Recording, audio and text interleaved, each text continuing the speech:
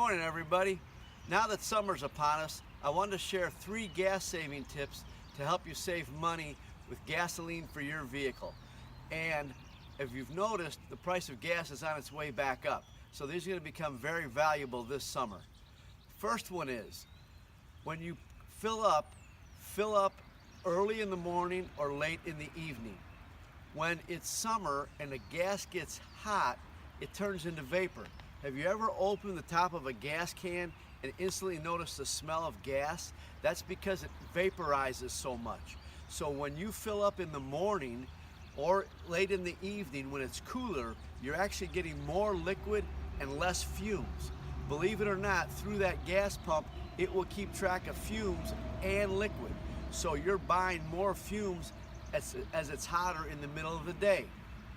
Speaking of fumes, that leads us to tip number 2.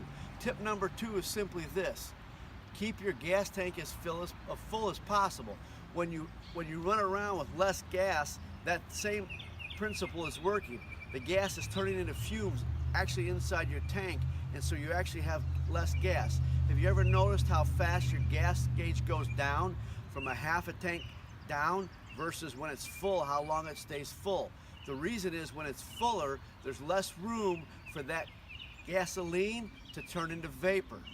The third thing that's going to save you money is fill up at the beginning of the week.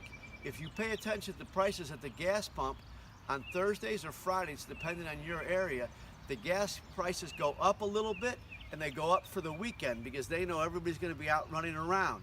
So if you fill up earlier in the week, you're going to save money on your gas. Keep that gas tank full, you're going to have gas longer because it's not going to vaporize. And then when you gas up, do it early in the morning when it's cool or later in the evening when it's cooler. You're getting more liquid and less vapor. Have a great summer, and we'll see you soon.